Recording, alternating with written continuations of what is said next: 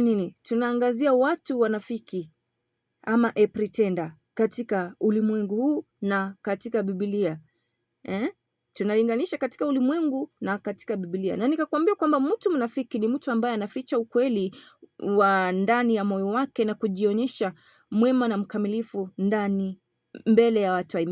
Mtu ambaye anaficha ukweli wa ndani ya moyo wake na kujionyesha kama mtu mwaminifu na mtu mwema mbele za watu, lakini is a big liar. Anadanganya. Anadanganya. Anataka tu aonekane mzuri mbele ya watu, lakini in real sense huyu mtu si mzuri. Ako na sababu, ako na lengo fulani, right? Na tukaweza kuangazia watu katika Biblia, baadhi ya watu katika Biblia ambao walikuwa wanafiki. Tukaangalia kwamba kuna Judas Iscariot pale. Nikakwambia kwamba utakuwa unaangazia katika kitabu cha Matthew chapter 26 verse 14 to 16. Bila shaka utakuwa unajifunza pale jinsi ambavyo huyu Judas aliweza kumsaliti Yesu na aliweza kusaliti wenzake pale ambao walikuwa nao. Alafu kuna mwingine Delila. Unapata katika kitabu cha Judges chapter 16 verse 4 to 6. Judges kwa Kiswahili ni Waamuzi, kitabu cha Waamuzi. Utakuwa unapata pale huyu Delila alifanya namna gani. Kumbuka kwamba sisi wote msikilizaji tunajua story ya Delila, ambapo aliweza kumnyoa mzee wake ama mume wake ambaye ni Samsoni. Alijua kwamba nguvu za Samsoni ziko katika hii nywele. Delila akaamka usiku wa manane na kufanya namna gani? Kaweza kumnyoa mume wake nywele, na bila shaka Samsoni akawa ni mtu mwenye hana nguvu tena zaidi. Alafu next person tunaangalia kwamba Anania and Safira, wakati ambapo walifanya biashara pale, wakauza shamba, lakini ilitokea kwamba aliweza kuficha pesa zingine, hakupeana pesa zote hapo, kuonesha kwamba aliweza kusaliti watu ambao alikuwa na wao pale. Alafu kuna wale wengine ambao ni the Pharisees and the teachers of law katika Matthew chapter 23. Utakuwa unaangazia pale msikilizaji during your free time, alafu utaangazia our Pharisees and teachers of law walifanya namna gani. Kuna another people, kuna Simon the sorcerer, or another person is Simon the sorcerer pale. Unaangazia katika kitabu cha Acts chapter 8 verse 9 to 24. Utakuwa unaangazia pale huyu Simon the sorcerer aliweza kufanya namna gani, akaweza kusaliti ama kujisaliti pale. Watu wa mwisho ni false prophets and false teachers. Hawa nao tuko nao wengi tena zaidi. Utakuwa unaangazia katika kitabu cha Matthew chapter 15, uangalie watu waliweza kusaliti namna gani ama nini kiliweza kutokea, ndiposa tuweze kuwaita pretenders ama wasaliti. Pretenders ama wasaliti.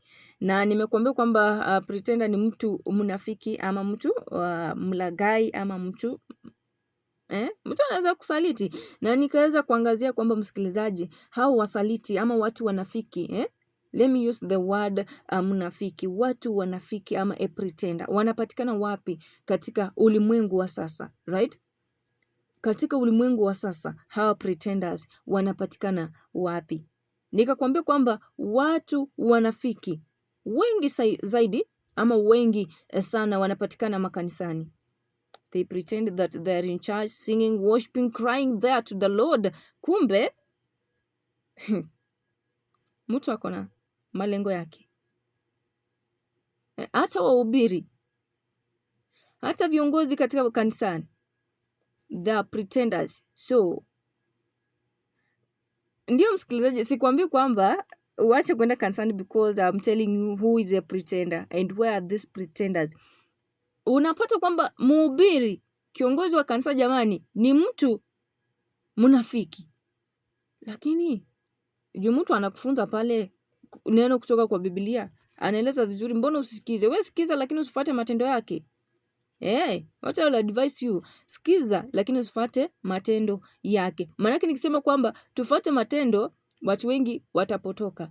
Na tukisema kwamba uangazie mtu basi na uweze kumwepuka, utapata kwamba basi idadi ya watu ama idadi kubwa ya watu haitaingia kanisani, just because they identified or they realized that pastor is a pretender. Kwa hivyo nikakwambia kwamba msikilizaji, watu wanafiki wanapatikana kanisani, wanapatikana pale shuleni.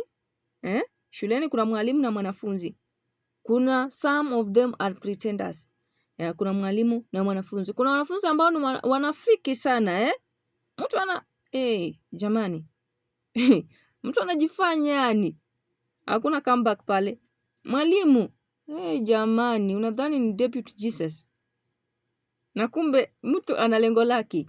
Sio wote, nimesema some of them are pretenders. Kwa hivyo tunapatana na hao watu wanafiki makanisani, kuna shuleni pale, katika kampuni, unapata kwamba watu wanafanya kazi, lakini kuna mwingine pale jamani anachomea watu tu chini ya maji. Wako wengi. Mtu tu anaishi lakini anasema walai. Ila siku nitaamka nipate nani amefutwa kazi. Nitapiga sherehe. Ile siku nitaamka nipate huyu manager jamani, huyu manager amefutwa kazi. Ama huyu manager basi hayupo. Huyu manager nimpate siku moja amehama. Nitapiga sherehe jamani, itakuwa namna gani? Hao ni pretenders. Mtu unafanya naye kazi lakini anakutakia mabaya. Hata wengine wanasikia niamke siku moja nipate nani amekufa. Wapo, they are pretenders, lakini during the day ama wakati ambapo wako na wewe msikilizaji, unapata kwamba ni watu yani wanakuongelesha vizuri. Mtu anakuongelesha vizuri mpaka mtu anaanza kushikashika kwa nywele akikwambia jamani venye uko smart leo.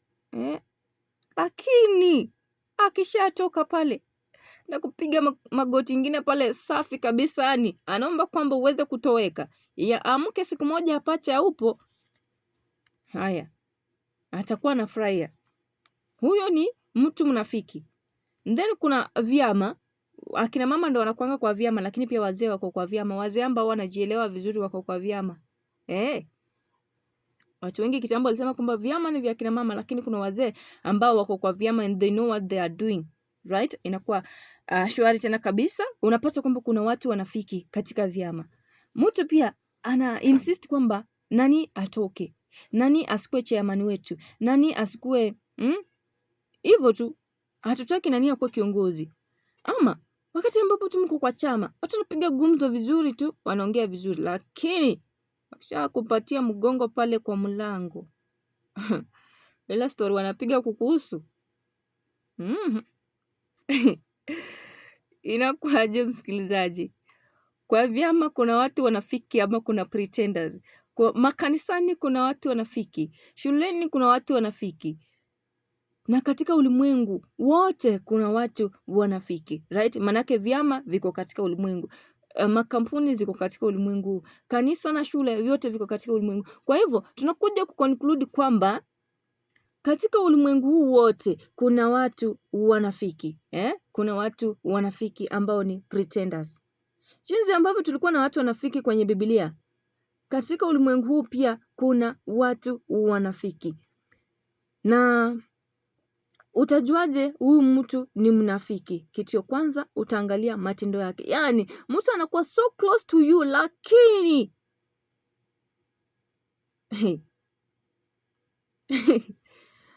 mtu anakuwa rafiki yako wa kwanza. Mtu wako mpendwa jamani wa roho. Lakini akishatoka tu hivi penye huko. Tamsikilia story. Wako wengi. But yote 9-10 msikilizaji wapo and you have to deal with them. Usimuoneshe kwamba unamchukia. Just do your best. Move on with your life. Yes, do your best. Move on with your life. Continue with what you are doing. Right, hujafutwa kazi. Hujatolewa shuleni. Hujaambiwa kwamba usikuje kanisani. Wewe endelea kwenda, endelea kufanya shughuli zako. Wale wanafiki wataongea, watachoka. Watakuwazia mabaya, watachoka. Watakusaliti, watafanya namna gani? Watachoka. Yote 9-10 tumekuwa tunaangazia watu wanafiki ndani ya maisha yetu. Na tukaweza kupata mfano kwenye Biblia, tukaweza kuangazia ni watu gani walikuwa wanafiki katika Biblia. Tukapata kwamba ni wengi na jinsi ya kukaa na watu ama how to deal with them. You do what? Continue with what you are doing or continue with what brought you there. Kama ni shule wewe ni mwanafunzi basi soma. Kama wewe ni mwanachama basi piga shughuli zako pale. Kama wewe ni mwalimu enda shule funza.